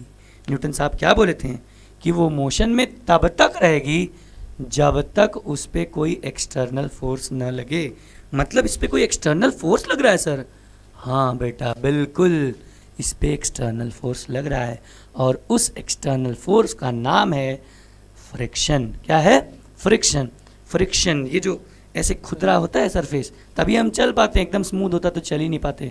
बाहर से 2 दांत, मम्मी मम्मी मेरा दांत टूट गया, लेके आप घर चले जाते हैं। ठीक है, फ्रिक्शन। अब फ्रिक्शन किधर लगता है? जिस भी डायरेक्शन में मोशन हो रहा है उसके ऑपोजिट डायरेक्शन में फ्रिक्शन एक्ट करता है। बॉडी मतलब स्टाइलस आगे की तरफ जा रही थी तो उस पर फ्रिक्शन फोर्स पीछे की तरफ लग रहा था, उसको रोकने की कोशिश कर रहा था, पर थोड़े टाइम के बाद वो उसको क्या किया? रोक दिया। तो न्यूटन साहब कभी गलत नहीं हो सकते, ये बात याद रखिएगा। He is greatest of all time, एकदम गोट है। ठीक है, जैसे क्रिकेट में कौन गोट? MS धोनी। वैसे ही अभी कौन फिजिक्स या साइंस में कौन गोट? न्यूटन साहब हैं, सर आइजैक न्यूटन। चलिए अब देखिए स्टेटमेंट क्या कहता है। इट स्टेट्स दैट, क्या स्टेट कर रहा है भैया? ये कर रहा है an object will continue to remain in its state. किस स्टेट में? चाहे अगर रेस्ट पे है तो वो रेस्ट पे ही रहेगा, और यूनिफॉर्म मोशन में है तो वो यूनिफॉर्म मोशन में ही रहेगा। कब तक? अनटिल और unless an external force act on it, अगर कोई उस पर हम लोग एक्सटर्नल फोर्स न लगाएं। ठीक है, अच्छा आगे क्या कहता है? The state of any object can be changed. हाँ बिल्कुल, किसी ऑब्जेक्ट का स्टेट हम चेंज कर सकते हैं उस पर एक्सटर्नल फोर्स लगा के। स्टाइलस मोशन में था, फ्रिक्शन एक्सटर्नल फोर्स का काम किया और थोड़ी देर के बाद उसको रोक दिया। हम रुके हुए थे, पीछे से आप धक्का मार दिए, हम मोशन में आ गए। तो ये जो एक्सटर्नल फोर्स लगता है वो बॉडी के स्टेट में चेंज ला देता है। ठीक है, आइए अब हम लोग एक एग्जाम्पल देखते हैं अपने पहले लॉ का। अ पर्सन स्टैंडिंग इन अ बस फॉल्स बैकवर्ड। बिल्कुल वही इनर्शिया वाला ही बात है, खड़ा था वो आगे की तरफ गिरेगा। कब? देखिए, when the bus start moving suddenly, एकाएक जब बस चलना शुरू करे। ठीक है, this happens because the person and बस बोथ आर इन रेस्ट। बिल्कुल सही बात है, स्टार्टिंग में जब वो चढ़ा तो क्या हुआ? बस भी रुकी थी, आदमी भी रुका था। But while the person is not moving, जैसे ही बस चली, ठीक है, तो आदमी तो तब भी रेस्ट पे है, वो तो मूव नहीं कर रहा है। तो as the bus start moving the legs of the person starts moving along with bus, but rest of the portion of his body has tendency to remain in. पैर तो चलना शुरू करेगा, उसका लगेगा, लेकिन उसकी रेस्ट ऑफ द बॉडी कहाँ रहेगी? रेस्ट पे रहेगी। ठीक है, if he is not alert, एकाएक क्या होगा? वो पीछे की तरफ झटका खाएगा। बेटा यहाँ पे भी हाँ, ये बैकवर्ड ही तो लिखा है, सही बात, गलती से मैंने फॉरवर्ड बोल दिया था। आई बात समझ? अब न्यूटन्स फर्स्ट लॉ में कोई दिक्कत है? कोई दिक्कत होनी भी नहीं चाहिए। क्या बोलता है? एक लाइन की बात है भाई, अगर सर कोई बॉडी रुका है या कोई बॉडी मोशन में है तो तब तक वो बॉडी उसी स्टेट में रहेगा जब तक कोई उसके ऊपर एक्सटर्नल फोर्स ना लगाया जाए। बात खत्म, इतनी सी बात है। क्लियर है सबको? अगर बेटा क्लियर है तो फटाक से एक बार स्क्रीनशॉट इसका लीजिए, तो फटाक से।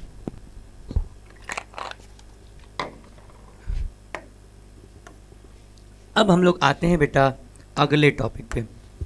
अब आप बोलोगे सर हर लॉ के पहले आप एक टॉपिक लेते आ रहे हैं खटाक से उसी में।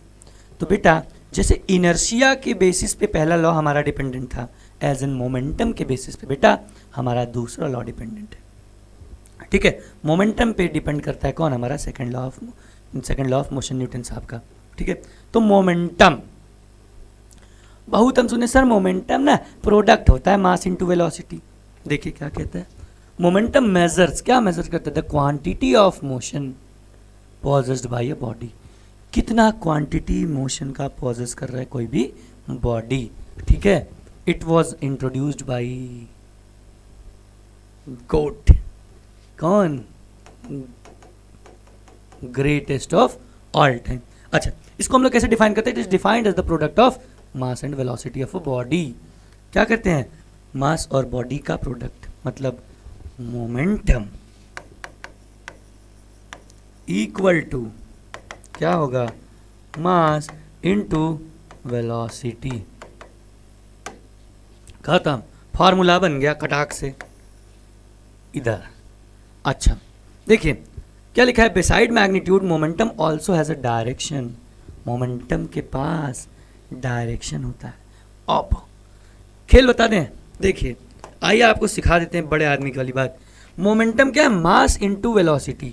अब मास तो एक स्केलर क्वांटिटी है, ये तो हम आपको पहले ही चैप्टर में बता दिए।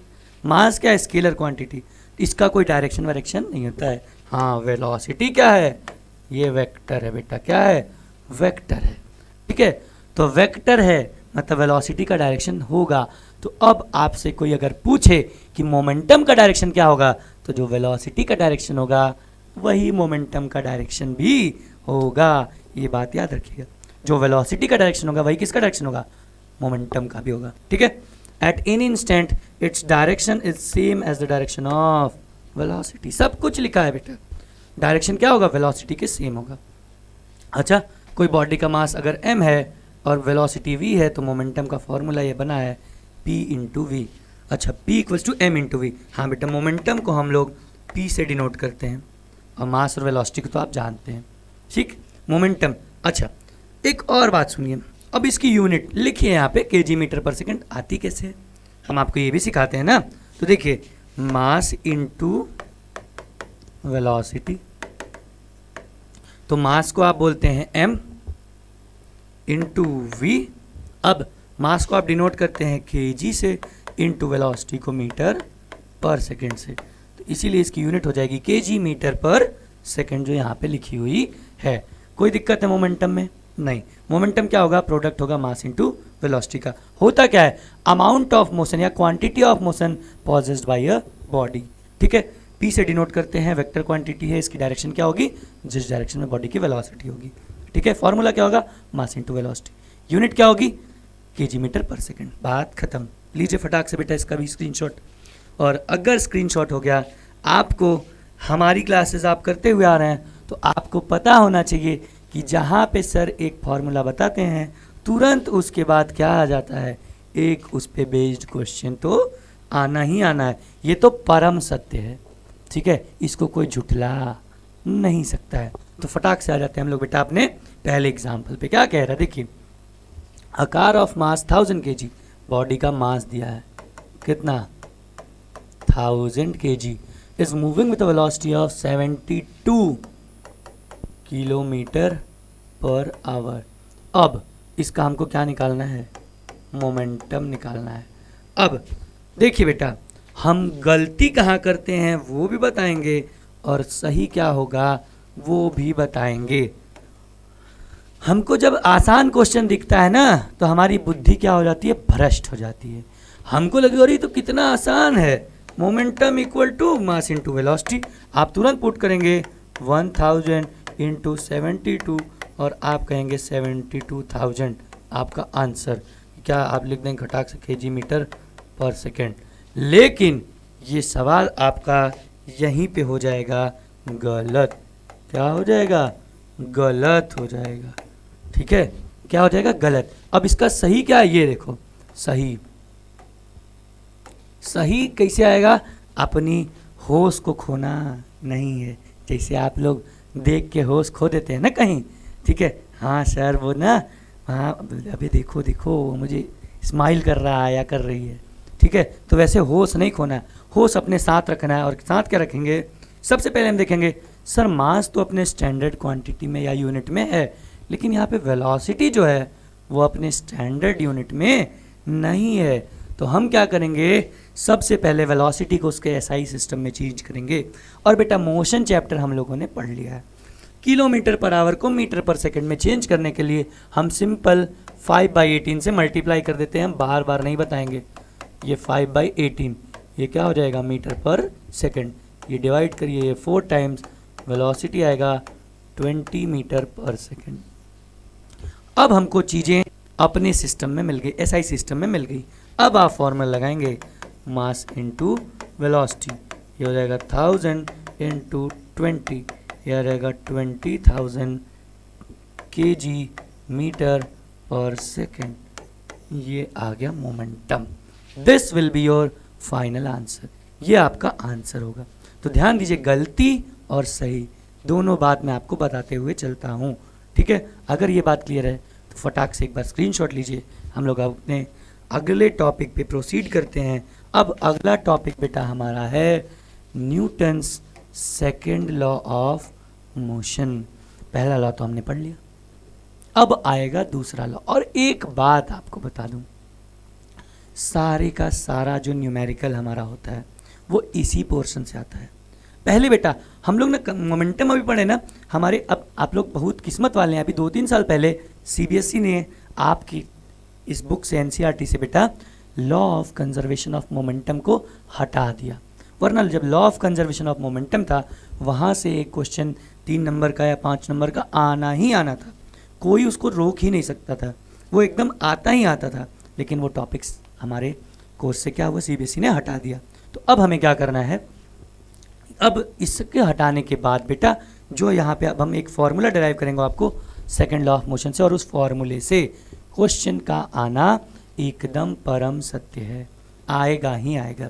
मतलब आपके तीनों लॉज के अंदर सबसे इंपॉर्टेंट लॉ यही है। क्यों? इसके फॉर्मूले का एक डेरिवेशन भी है, इसके फॉर्मूले का क्या है, एक डेरिवेशन भी है। जैसे पहला लॉ एकदम बिल्कुल थियोरेटिकली है, ऐसे तीसरा भी देखेंगे, तीसरा भी लॉ क्या है, एकदम थियोरेटिकल है। ठीक है, जो खेल है वो सिर्फ और सिर्फ इसी दूसरे लॉ में है। तो क्या खेल है, आइए हम लोग इस खेल को खेल के ख़त्म कर दिया जाए। तो आते हैं, क्या कहता है the second law of motion. हाँ पहले मैं समझा देता हूँ, अब मोमेंटम जान गया। ठीक है, तो सेकेंड लॉ में न्यूटन साहब ने बताया, पहले स्टेटमेंट उन्होंने क्या बोला, the rate of change of momentum. मतलब द रेट मतलब हिंदी में होता है दर मतलब होता है समय के साथ साथ, मतलब समय के साथ साथ जो मोमेंटम में चेंज आएगा, ध्यान दीजिए मेरी बात, समय के साथ साथ जो बॉडी के मोमेंटम में चेंज आएगा, ठीक है, वो डायरेक्टली प्रोपोर्शनल होगा किसके, फोर्स के। किसके प्रोपोर्शनल होगा, फोर्स के। ध्यान से देखिए क्या कह रहा है, the second law of motion state that rate of change of momentum of an object is directly proportional to applied external force, applied external force and takes place in direction in which external force act. बिल्कुल सही बात है। अच्छा, momentum change होगा, momentum change होगा, और एक बात याद रखिए, मोमेंटम किस पे डिपेंडेंट है, वेलोसिटी पे। इसका मतलब बॉडी की वेलोसिटी भी चेंज होगी, बॉडी की क्या चेंज होगी, वेलोसिटी। मतलब ये देखिए, ये क्या कह रहा है, बेटा जो फोर्स होगा वो डायरेक्टली प्रोपोर्शनल होगा, सिंबल यही है, आपको जा पता है अब किसके, चेंज इन मोमेंटम। अच्छा, चेंज इन मोमेंटम का मतलब समझाएं, हम रुके थे यहाँ पे, इनिशियल मोमेंटम मान लेते हैं हम, अब टाइम रुके हैं, वेलोसिटी जीरो, वेलोसिटी जीरो तो मोमेंटम भी जीरो। क्यों, m इंटू वी, मास मेरा मान लेते हैं कि 70 kg है, लेकिन जब जीरो से मल्टीप्लाई करेंगे तो मोमेंटम क्या आ जाएगा, जीरो। फिर हम 2 मीटर पर सेकंड से चलना शुरू कर दिए, तो जब 2 मीटर पर सेकंड से चलना शुरू कर दिए तो जो फाइनल मोमेंटम हो जाएगा वो हो जाएगा 70 इंटू 2 140। तो चेंज इन मोमेंटम पता है क्या होता है, जो फाइनल मोमेंटम है मेरा वो माइनस जो इनिशियल मोमेंटम है वो। मतलब हम ऐसा बोल सकते, देखिए momentum final minus momentum initial upon, ये तो चेंज इन मोमेंटम हो गया, लेकिन इसके नहीं, इसके रेट के, रेट मतलब जो टाइम लगा, कौन सा टाइम, जहां हमारे जीरो से लेके 2 मीटर पर सेकंड होने में, वही यही जो स्टेटमेंट है बेटा, यही है आपका क्या, सेकंड लॉ ऑफ मोशन। आइए देखते हैं कुछ एग्जाम्पल से समझते हैं अपने सेकंड लॉ को, फिर हम घबराइए मत, डेराइव कराते हैं आपको फॉर्मूला। अब देखिए, एक बॉडी है जिसका मास है m, अब एक आदमी इस डायरेक्शन में F4 से खींच रहा है, ठीक है, तो जो उसका एक्सेलरेशन है वो है a। ठीक, अब 2F से खींचेगा तो उसका एक्सेलरेशन क्या हो जाएगा, 2a। ध्यान देखिए, मास कभी चेंज नहीं हो रहा है बॉडी का, ठीक है। अब हम मास क्या कर रहे हैं, बढ़ा दे रहे हैं, ये 2m कर दिए, और एक ही आदमी F4 से खींचेगा तो यहाँ पे तुरंत एक्सेलरेशन उसका क्या हो जाएगा, आधा हो जाएगा। क्यों, अब ज़्यादा मास उतना ही फोर्स लगाएंगे तो भाई स्पीड तो घट जाएगी, और चेंज इन स्पीड किसको ले आती है, एक्सेलरेशन को लेके आती है, किसके अंदर इंट्रोड्यूस कराती है। ठीक है, तो अब देखिए यही हमारा स्टेटमेंट है, फिर से हम बार बार याद रखेंगे बेटा, क्या बोलता है हमारा सेकंड लॉ, न्यूटन का कहता है the rate of change of momentum is directly proportional to applied external force. Applied external force के डायरेक्टली प्रोपोर्शनल होगा कौन, चेंज इन मोमेंटम का रेट। क्लियर है, अगर ये क्लियर है बेटा तो फटाक से इसका स्क्रीनशॉट लीजिए, और हम तुरंत आते हैं इसके डेरिवेशन पे, कहाँ से ये फॉर्मूला और क्या होता है इसका फॉर्मूला, ध्यान दीजिए। ठीक है, अब देखिए बेटा फटाफट, ये ग्राउंड था, एक बॉडी है जिसका मास है m। सब कुछ हम लिखेंगे ना स्टेटमेंट, आप थोड़ा समझिए, बड़े आदमी आप, छोटे बच्चे तो नहीं हैं। एक बॉडी है जिसका मास है m, ठीक है बेटा, और ये इनिशियल वेलोसिटी u से मोशन कर रहा था, और थोड़े टाइम के बाद बेटा इसकी वेलोसिटी हो गई v। क्या हो गई? v। अब बेटा इन टाइम t, इसमें टाइम कितना लगा? t। अब चेंज इन वेलोसिटी आया है तो यहाँ पे इंट्रोडक्शन होगा किसका? एक्सेलरेशन का भी। कौन आएगा? एक्सेलरेशन भी आएगा। अब हमारा सेकेंड लॉ क्या कहता है? कैलकुलेशन हम कर रहे हैं ना उसी की। सेकेंड लॉ क्या कहता है? अभी हम सेकेंड लॉ क्या कहते हैं, यहाँ पीछे लिखे थे क्या? F डायरेक्टली प्रोपोर्शनल टू क्या?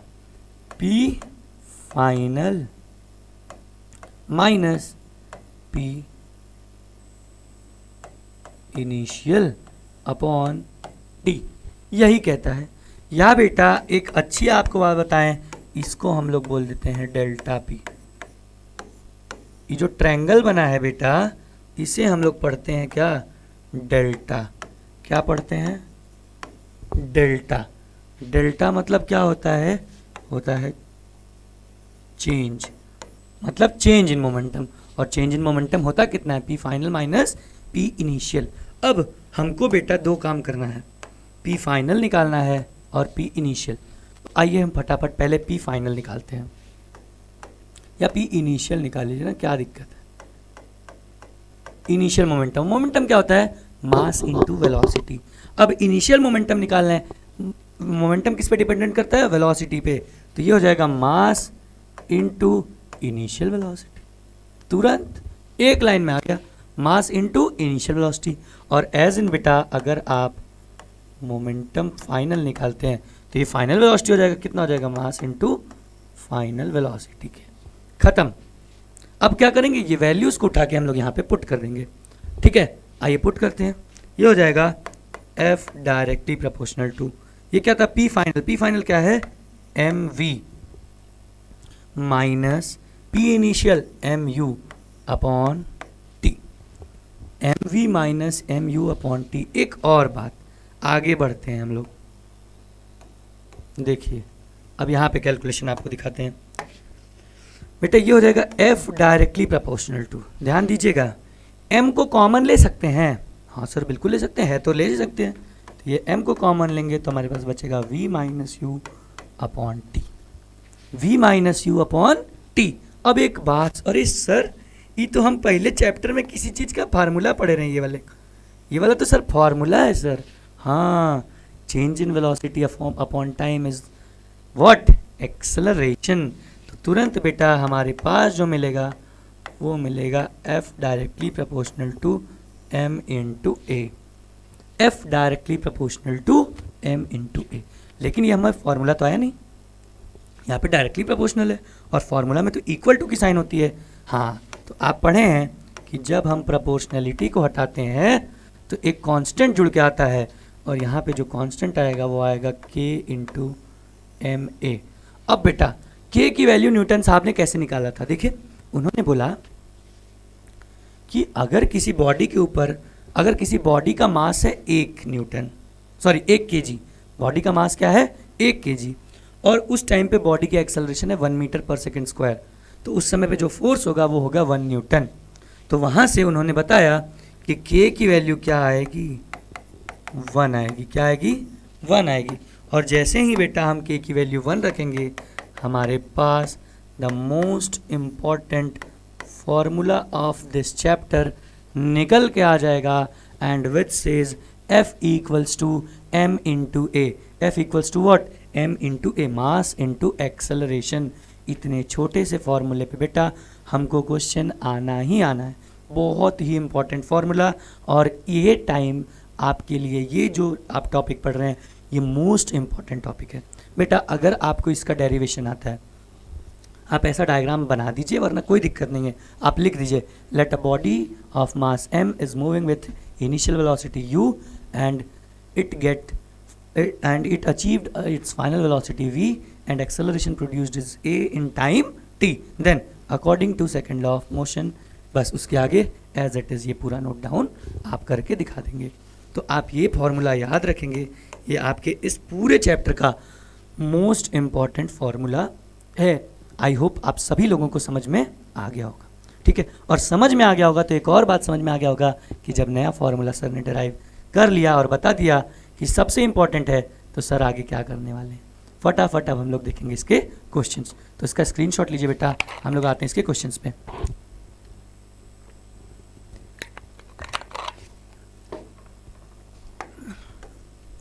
अच्छा नहीं, क्वेश्चंस के पहले बेटा एक छोटी सी टॉपिक और देख लेते हैं। हाँ एकदम सही बात है, देखना है भाई। क्या है? एप्लीकेशन। किसका? सेकंड लॉ का। एप्लीकेशन मतलब कहाँ कहाँ हम लोग यूज़ करते हैं। अच्छा एक बात देखें, क्रिकेट सर हम लोग का सर जीवन में बचपन का एक बेटा, हमें आपका तो नहीं पता, हम लोग अपना बताते हैं बेटा। जब हम लोग मिडिल क्लास आदमी जब थोड़ा सा पैदा होके बड़े होते हैं तो हमारा करियर, सबसे पहला जो करियर होता है वो होता है क्रिकेटर बनने का। क्या होता है? क्रिकेटर बनने का। सबसे, अब आज के ज़माने में भी यही है बेटा, किसी भी लड़के का, मेनली मैं लड़के का बता रहा हूँ, सबसे पहला जो ज़िंदगी का एम होता है, जो गोल होता है कि वो क्या अचीव कर ले, तो वो यही चाहता है कि हम क्रिकेटर बन जाएं। लेकिन ठीक है भाई, सबके अपने अपने हालात, अपनी अपनी मजबूरियाँ, जहाँ पे बेटा किस्मत लिखा होता है वहाँ पे आपको ले आती है, ठीक है। तो क्रिकेट में आप खेलते हैं, आप इतना तो है कि क्रिकेटर आप बहुत अच्छे होते हैं।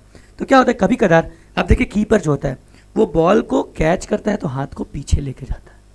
हाँ, अनटिल और unless you are Dhoni, because he is also a goat, greatest. वो क्या है? ग्रेटेस्ट, ठीक है। अब वो आप देखें, धोनी ने रिकॉर्ड बना रखा है कि वो बिना हाथ 0.08 सेकंड में उन्होंने स्टंपिंग कर रखा है, मतलब पलक झपकने से भी तेज, ठीक है। तो वो तो भाई नहीं पीछे रहे, वो he is exception, but mainly according to Newton's law वो क्या कहता है, अगर कोई फास्ट मूविंग बॉल आपके हाथ में आती है तो आप उसके फोर्स को रेजिस्ट करने के लिए, नेग्लेक्ट करने के लिए, ख़त्म करने के लिए हम उसी डायरेक्शन में अपने हाथ को बॉल कैच करने के बाद थोड़ा पीछे की तरफ लेके जाते हैं। ये एप्लीकेशन देखिए क्या हुआ है, अ क्रिकेट प्लेयर्स या fielder moves his hand backward while catching a fast cricketing ball, यही एप्लीकेशन। दूसरा, ड्यूरिंग एथलेटिक्स मीट, बिल्कुल सही बात, एथलीट्स होता है, ओलंपिक्स होता है, देखे ना वहाँ पे हाई जंप लॉन्ग जंप होता है, तो देखिए during high jump and long jump land on foam और हीप ऑफ सैंड। हाँ, जो लॉन्ग जंप होता है या जो हाई जंप होता है, आप देखे हैं कि वो जहाँ पे भी जो आपका वो जो एथलीट होता है वो जहाँ पे भी जंप करता है वो या तो फोम का होता है या फिर या तो खूब ज़्यादा बालू वहाँ पे इकट्ठा होता है। क्यों? कि उसके जो फोर्स को वो नेग्लेक्ट करे, ठीक है, to decrease the force on a body for comfortable landing. ये दोनों बेटा क्या है? एप्लीकेशन है किसके? आपके सेकेंड लॉ ऑफ मोशन के, न्यूटन साहब के। अब हम लोग आते हैं बेटा फटाफट न्यूमेरिकल्स पे, किस पे? F = m × a। इस वाले फॉर्मूले पे हम आप फटाफट न्यूमेरिकल देखना शुरू करते हैं। तो पहला ही आते हैं, पहला क्या कह रहा है? Force act on a object of mass 4 kg। बेटा बॉडी का मास दे दिया 4 kg। देखिए आप लोग क्या करेंगे, यहाँ पे वीडियो को पॉज करिए और तुरंत सबसे पहले आप सॉल्व कर लीजिए, उसके बाद फिर आप आगे बढ़िएगा और चेक करिएगा कि सही किए कि नहीं। फोर्स किसी 4 kg बॉडी पे एक्ट करता है और एक्ट करने से क्या होता है, उसका वेलोसिटी चेंज हो जाता है। कहाँ से? अच्छा यू, जहाँ से चेंज होगा ये यू हो जाएगा 10 मीटर/सेकेंड और वी हो जाएगा आपका 20 मीटर/सेकेंड। और इसमें होने में कितना टाइम लगा, वो है 5 सेकेंड। कोई बात नहीं, बहुत आसान सा क्वेश्चन है बेटा, आपको बस घुमा दिया है, लेकिन हमको घूमना नहीं है, ठीक है। फॉर्मूला सर F = ma होता है। सर यहाँ a तो है ही नहीं मेरे पास, तो a नहीं है बेटा, तो हमको a का फॉर्मूला तो पता है ना, a क्या होता है? v - u/t, और v भी पता है, u भी पता है और t भी पता है। तो या तो आप अलग से पहले a निकालिए और यहाँ पुट करिए, वरना हम थोड़ा सा तेज बने और लिख सकते हैं m × v - u/t। लिख सकते हैं सर? हाँ सर लिख सकते हैं, तो पुट कर दीजिए फटाक से, जो वैल्यूज हैं पुट करिए। देखिए m कितना 4, v कितना 20 - 10/5, 20 - 5, और ये तुरंत हो जाएगा बेटा हमारा 4 इंटू 10/5, ये कैंसिल आउट होगा 2, और ये 8 न्यूटन हमारा क्या हो जाएगा, आंसर हो जाएगा। 8 न्यूटन क्या होगा बेटा, हमारा आंसर हो जाएगा। कोई दिक्कत क्या किया हमने, v की वैल्यू पुट की, u की वैल्यू पुट की, t की वैल्यू पुट की। 20 माइनस 10 इज 10/5, डिवाइड किया 2 आया, 4 2 जा 8, आंसर 8 न्यूटन। That's it. आई बात समझ? अगर आई तो फटाक से स्क्रीनशॉट लीजिए। अगर स्क्रीनशॉट हो गया बेटा तो आइए हम लोग अपने अगले क्वेश्चन पे चलते हैं। और हमारा अगला क्वेश्चन बोल रहा है अ फोर्स ऑफ 50 न्यूटन। पिछले क्वेश्चन में फोर्स निकालना था, यहाँ पे फोर्स पहले दे रखा है। क्या दिया है, F equal to 50 newton acts on a stationary object of mass 10 kg। Object stationary है, ठीक है, ठीक है। अब उसका मास कितना है, 10 kg, और टाइम कितना लग रहा है, 2 सेकेंड, ठीक है। अब क्या बोला, find the acceleration produced in a body and velocity attain bye it. अरे बाप रे। अच्छा, एक बात यहाँ देखिए, ये क्या लिखा है, स्टेशनरी बॉडी, मतलब बॉडी पहले से रुकी हुई थी। बॉडी पहले से रुकी हुई थी तो u आपका हो जाएगा 0। अब आपको बेटा v पूछ रहा है और a पूछ रहा है, बस इतनी सी चीज़ हमसे पूछ रहा है।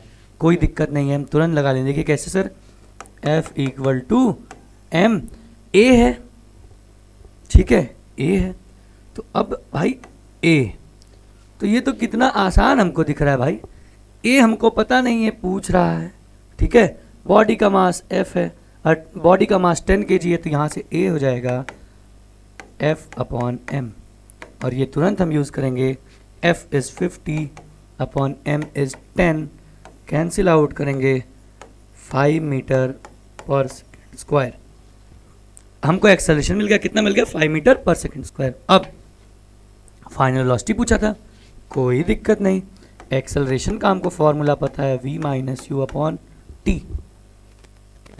पुट कर दीजिए, एक्सेलरेशन इक्वल्स टू 5, v निकालना है, u 0 है, t दिया है 2, ये इधर आ जाएगा, ये हो जाएगा 10 और ये v। मतलब आप अगर साफ साफ लिखिए तो जो v की वैल्यू आएगी वो आएगी 10 मीटर पर सेकेंड। ख़त्म। मतलब हमारा जो एक्सेलरेशन होगा वो होगा 5 मीटर पर सेकेंड स्क्वायर, और जो बेटा वेलोसिटी होगी वो होगी कितनी, 10 मीटर पर सेकेंड। क्लियर? कितना आसान है। और ऐसे ही क्वेश्चन आपके एग्जाम में पूछेंगे, ये फॉर श्योर पूछेंगे बेटा, आने ही आने। तो अगर ये भी क्लियर है तो फटाक से स्क्रीनशॉट लीजिए और अगले सवाल पे हम लोग बढ़ें। अगला सवाल हमारा बोल रहा है बेटा, देखिए जैसे जैसे हम आप आगे बढ़ेंगे वैसे वैसे थोड़ा सा लेवल भी क्वेश्चन का अच्छा होगा, ठीक है। लिखा है a force of 6 newton, force of 6 newton gives a mass m1 and acceleration of mass 18 metre per second square. अच्छा ठीक है, एक फोर्स, अच्छा फोर्स दिया है 6 न्यूटन, वो लग रहा है एक बार m1 पे और एक बार m2 पे। m1 बेटा जो एक्सेलरेट कर जा रहा है वो हो जा रहा है 18 मीटर पर सेकेंड स्क्वायर, और m2 जो कर जा रहा है वो कर जा रहा है 24 मीटर पर सेकेंड स्क्वायर, ठीक है। तो एक काम करते हैं, अच्छा तो आपसे बोल रहा है कि एक्सेलरेशन कितना होगा जब दोनों मास को हम एक साथ जोड़ देते हैं, मतलब बांध देते हैं। अच्छा तो सबसे पहला हम एक काम करते हैं, हम ना मास निकाल देते हैं। तो देखिए F equal to m a, ठीक है। पहले वाले पे करेंगे तो बेटा फोर्स तो दोनों केस में सेम है, तो ये देखिए ये m1 इंटू A1, यहाँ से अगर हम m1 निकाल लें तो ये हो जाएगा F/A1, ये हो जाएगा 6/18, ये आएगा 1/3 kg। और अगर हम लोग दूसरे वाले पे यूज़ करें F इक्वल टू m2A2, तो यहाँ से m2 जो आएगा वो हो जाएगा F/A2, ये हो जाएगा 6/A2 24, ये कैंसिल आउट करेंगे 1/4 kg। मतलब हमको m1 और m2 मिल गया। अब क्या केस आया, ठीक है, अब क्या केस आएगा बेटा, अब ये जो हुआ ये ये दोनों यहाँ पे M1 यहाँ पे M2 दोनों को एक साथ बांध दिया गया और अभी भी बेटा फोर्स इस पे 6 ही न्यूटन लग रहा है। अब आपको एक्सेलरेशन पूछ रहा है। क्वेश्चन कुछ नहीं है, अब हमको कुछ नहीं करना है, दोनों मास को जोड़ दीजिए। भाई इन दोनों को एक ही बॉडी समझ लो, अलग क्या करना। तो ये दोनों को जोड़ दीजिए, तो जो कैपिटल M हम मान लेते हैं ये हो जाएगा M1 प्लस M2, ये हो जाएगा 1/3 प्लस 1/4, एलसीएम 12, ये आ जाएगा 4 + 3 और ये आएगा 7/12, 7/12 kg। ये मास आ गया बेटा। अब आपको फोर्स पूछ रहा है, नहीं एक्सेलरेशन, तो F = m × a होता है। a हो जाएगा F/m, ये F कितना 6/m, m मतलब ये कैपिटल M, 7/12, ये ऊपर चला जाएगा। कहाँ चला जाएगा? ऊपर चला जाएगा। और ऊपर जैसे ही जाएगा बेटा ये तुरंत हो जाएगा A = 12 × 6 = 72/7, डिवाइड कर दीजिए। ठीक है, 7 × 10 = 10, 70.2 बच गया, 20 हो गया, 7 × 2 = 14, 6 बचा 60 हो गया, 7 × 8 = 56, फिर 4 बचा 40 हो गया, तो 7 × 5 = 35। ऐसा 10 पॉइंट जो आपका एक्सेलरेशन आएगा वो आएगा 10.285 something metre per second squared, and this will be your final answer. अब आप सोचेंगे हमने किया क्या है? कुछ नहीं है बेटा, बस आपको घुमाने का काम किया। क्या बोला? एक बॉडी थी जिसका मास था M1, उस पर जब 6 न्यूटन का फोर्स लगाया तो एक्सेलरेशन आया 18, और जो दूसरी बॉडी थी M2 उस पर 6 न्यूटन का फोर्स लगाया तो एक्सेलरेशन आया 24। तो आपको बताना है कि जब दोनों को एक साथ बांध के 6 न्यूटन का फोर्स लगाएंगे तो एक्सेलरेशन कितना आएगा। तो हम दोनों का मास निकाल लिए बेटा, एक साथ बांध दिए तो दोनों का मास हम जोड़ दिए और F = m लगा दिए 6 न्यूटन पे। हमारा 10.285 मीटर/सेकेंड² करके आंसर आ गया। क्लियर है सबको? चलिए बेटा, अगर क्लियर है तो फटाक से इसका स्क्रीनशॉट लीजिए। देखिए, पहला क्वेश्चन थोड़ा ईजी था, दूसरा थोड़ा सा उससे अच्छा आया, और ये तीसरा तो अच्छा खासा क्वेश्चन था भाई। आपके एग्जाम में 3 नंबर के मार्क्स में तो पूछ ही सकता है, उसमें कोई दिक्कत वाली बात नहीं है।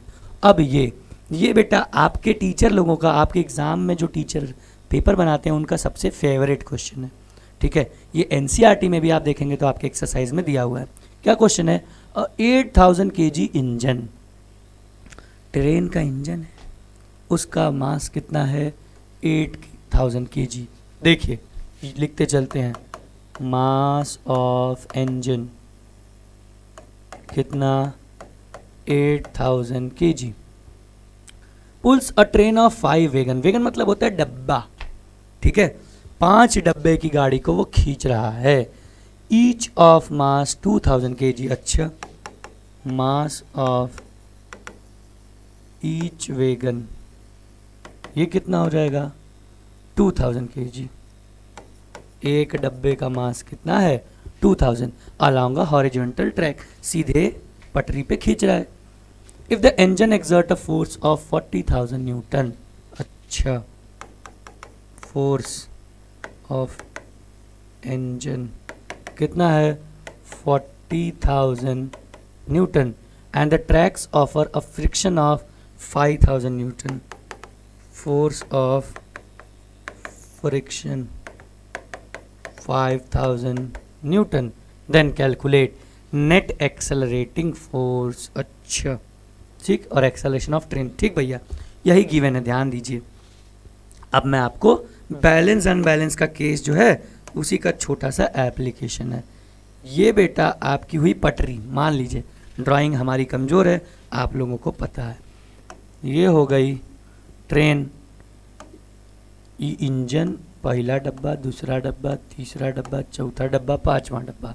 ये 6 डब्बे की ट्रेन, एक इंजन और 5 डब्बे की ट्रेन। ठीक, अब जो बेटा इंजन पूरा आगे की तरफ फोर्स लगा रहा है वो लगा रहा है 40,000 न्यूटन। कितना? 40,000 न्यूटन। और बेटा जो फ्रिक्शन पीछे की तरफ लग रहा है, क्योंकि फ्रिक्शन डायरेक्शन ऑफ मोशन के ऑपोजिट लगता है, ये लग रहा है 5,000 न्यूटन। तो जो बेटा इस ट्रेन पे नेट फोर्स होगा, नेट फोर्स इस ट्रेन पे होगा वो क्या होगा 40,000 माइनस 5,000, ये आ जाएगा 35,000 न्यूटन। ये नेट फोर्स हो गया। अब आपसे पूछा क्या है, तो पहला निकल गया, लो भैया ये तो तुरंत आ गया, पहला पार्ट यही है नेट फोर्स। अब दूसरा द एक्सेलरेशन ऑफ ट्रेन, इधर दूसरा F equal to m into a. M क्या है मास ऑफ ट्रेन, तो बेटा मास ऑफ ट्रेन जो होगी वो क्या होगा mass of engine plus mass of wagon. तो जो मास ऑफ ट्रेन होगी, देखो मास ऑफ ट्रेन, ये क्या होगा mass of engine plus mass of 5 wagon. तो बेटा ये मास ऑफ इंजन कितना है 8,000 प्लस बेटा मास ऑफ, अच्छा 5 वैगन है इंटू 2001 का मास है, तो ये हो जाएगा 10,000 और ये 8,000 जुड़ के बेटा जो टोटल मास आ जाएगा ट्रेन का वो आ जाएगा कितना 18,000 kg, 18,000 किलो। तो आपको बोल रहा है एक्सेलरेशन निकालने के लिए, तो एक्सेलरेशन हो जाएगा F अपॉन एम। F कितना आप निकाल लिए, नेट फोर्स जो आएगा 35,000 अपॉन नेट मास 18,000, डिवाइड कर दीजिए, एक ये जीरो ये जीरो ये जीरो जीरो ये जीरो ये कैंसिल आउट, 18 वन जा 18, 18 टू जा 36 होता है भाई, ये 35 है, तो पॉइंट लगाएंगे, ठीक है। और ये हो जाएगा 350, 350 हो जाएगा। तो अब नहीं भाई 1 रहा ना भाई, कैसे सुनिए 18, अब ये कितना बचेगा 18 वन जा 18, तो ये बचेगा 34 नहीं 17 बचेगा, और जीरो लगाएंगे तो 170 हो जाएगा, 170, ठीक है। तो ये लगभग 9 बार में जाएगा, और 162 में 8 बचा, 80 हो गया, और 80 हो गया तो 18 4 जा 72, 1.94 समथिंग जो भी आएगा वो मीटर पर सेकेंड स्क्वायर, इसका बेटा क्या आ जाएगा एक्सेलरेशन आ जाएगा। तो जो हमारा दोनों आंसर है, पहला आंसर आएगा क्या, पहला हमसे पूछा था net x find the net accelerating force, वो आएगा 35,000 न्यूटन, और दूसरा पूछा था एक्सेलरेशन ऑफ ट्रेन, वो आ जाएगा बेटा कितना 1.94 metre per second square, that's it, ठीक है। इतना ही आपके इस क्वेश्चन में था, और ये क्वेश्चन बेटा आपके टीचर्स का फेवरेट है, आना ही आना है, ये आता ही आता है, तो बहुत ध्यान से, और बहुत आसान सा क्वेश्चन था। सब किस पे है, F इक्वल टू एम है, एक ही फॉर्मूला बचा, लॉ ऑफ कंजर्वेशन तो खत्म हो गया। तो अगर ये भी क्लियर है तो फटाक से आप इसका भी स्क्रीनशॉट मारिए, तुरंत लीजिए, इसमें तो आप लोग माहिर हैं। और अब हम लोग अपने अगले टॉपिक पे बढ़ते हैं जिसका नाम है इम्पल्स, ठीक है। इम्पल्स, इम्पल्स पता क्या है, इम्पल्स हम सुने तो नहीं थे सर, क्या बताएं हम क्या है, लेकिन सुनिए इम्पल्स क्या होता है बेटा, क्या ठीक है किसी छोटे टाइम की तरफ, किसी छोटे टाइम में एक लार्ज अमाउंट ऑफ फोर्स का जो इम्पैक्ट होता है, impact of force for time t, किसी टी टाइम के लिए जो फोर्स का कोई इम्पैक्ट होता है उसे ही हम आप कहते हैं इम्पल्स। देखिए it is termed as the total impact of force acting for time t, किसी टी टाइम के लिए जो टोटल इम्पैक्ट होगा फोर्स का, ये इक्वल होता है किसके, change in momentum of body के। मतलब सर इम्पल्स को हम लोग आई से डिनोट करते हैं, ठीक है, इम्पल्स को हम लोग किसे डिनोट करते हैं, आई से, यहाँ पे लिखा है आई क्या होगा, change in momentum, change in momentum आप जान गए, final momentum mv minus mu, ये हो गया क्या, ये क्या हो गया, ये मोमेंट आप चाहिए तो आपको ये फॉर्मूला बन गया किसका, इम्पल्स का। देखिए in other words impulse is defined as product of force and a small time in which force act, हाँ ये भी बनेगा। देखिए F इंटू टी, हम कहें कि अगर आपको एक जादू सिखा दें, हम कहें इन दोनों बात में कोई फ़र्क नहीं है, क्या आप मानेंगे मेरी बात, नहीं सर हम कैसे मान लें, हाँ तो मत मानिए। देखिए बेटा एक फॉर्मूला पढ़ें, F equal to m v minus m u upon t, ये तो पढ़े हैं ना, हाँ सर ये तो पढ़े हैं। तो ध्यान दीजिए अगर बेटा इस टी को हम डिवीजन में इधर चल जाएगा तो मल्टीप्लाई हो जाएगा, तो मल्टीप्लाई होते ही क्या हो जाएगा, F T equal to m v minus m u, होगा कि नहीं, F T equals to m v minus m u. और बेटा ये देखो एफ टी इधर है, m v minus m u इधर है, और दोनों इम्पल्स है। इसका मतलब ये दोनों बात बिल्कुल सही है, ये फॉर्मूला दोनों बिल्कुल क्या है, सही बात है, कोई फ़र्क इसमें नहीं है। अच्छा, इसको अब इसकी यूनिट क्या होगी, ये देखो फोर्स की क्या कहते हैं, न्यूटन, टाइम की क्या कहते हैं, सेकंड, तो न्यूटन सेकंड इनकी क्या हो जाएगी, यूनिट। अच्छा, या फिर बेटा m v minus m u है ना मोमेंटम, तो वहाँ से क्या आएगी, के जी मीटर पर सेकेंड, ये भी इसकी यूनिट हो सकती है। क्लियर है सबको? अगर क्लियर है बेटा तो फटाक से इसका भी आप स्क्रीनशॉट लीजिए। और फिर आपको पता है हम अगर एक इम्पल्स का क्या निकालें, फॉर्मूला निकालें, तो उस पर क्वेश्चन आना तो परम सत्य है, क्वेश्चन तो उस पर आएगा ही आएगा। ठीक है, तो क्वेश्चन आएगा बेटा। तो अब क्वेश्चन क्या कह रहा है, if a force of 1000 newton, F दे दिया कितना 1000 newton, is applied over a vehicle of 500 kg, mass दिया 500 kg, then for how much time the velocity of vehicle will increase from 2 meter per second। अच्छा, u है 2 metre per second और v है आपका 10 metre per second. तो पहले तो आपको टाइम निकालना है, टाइम तो हमको दिख रहा है तुरंत, आप फोर्स वाला फॉर्मूला यूज़ करेंगे, F equal to m v minus m u upon t, यहाँ से निकल जाएगा। देखिए F इक्वल टू नहीं पुट कर देते वैल्यू, पुट करिए 1000 equal to m into v 10। अच्छा, एम भी तो दिया है भाई, 500 into 10 minus 500 into 2 upon t, हमको टी निकालना था। अब ये हो जाएगा 1000 टी, इधर टी मल्टीप्लाई हो गया, इक्वल टू ये हो जाएगा 50,000 माइनस 1000।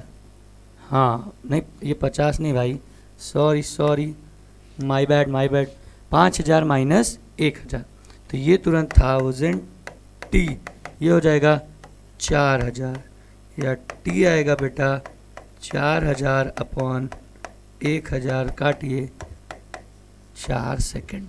तो टाइम क्या आ गया बेटा, पहले हमको मिल गया टाइम, ठीक है, कितना, then for how much time, कितने समय के लिए वेलोसिटी इंक्रीज होगी, 4 सेकेंड के लिए। अब दूसरा पूछा है, हाँ ऑल्सो फाइंड इम्पल्स, हाँ बेटा impulse F into T, F कितना सर 1000, टी कितना 4 सेकेंड निकाल लिए, कितना आ गया 4000 न्यूटन पर सेकेंड, नहीं भाई पाप हो जाएगा, न्यूटन सेकेंड, ये आ गया आपका क्या impulse. That will be your final answer. कितना आसान चीज़ें हैं, हम इम्पल्स पे क्वेश्चन देख लिए, हम मोमेंटम पे क्वेश्चन देख लिए, हम laws of second law of motion पे बहुत सारे क्वेश्चन देख लिए, और इन तीनों बार जगह से एक जगह से क्वेश्चन तो आएगा ही आएगा। ठीक है, जो हमने क्वेश्चन देखा हम एकदम बेसिक से लेके एकदम अच्छे लेवल तक का भी क्वेश्चन कवर अप कर लिया। ठीक है, अगर ये भी क्लियर है बेटा तो फटाक से स्क्रीनशॉट लीजिए। और अब हम लोग आते हैं एक्शन रिएक्शन, मतलब न्यूटन्स एक सेकंड बेटा, आते हैं हम लोग कहाँ, न्यूटन्स थर्ड लॉ पे। कहाँ पे बेटा, फटाफट देखेंगे, न्यूटन्स थर्ड लॉ।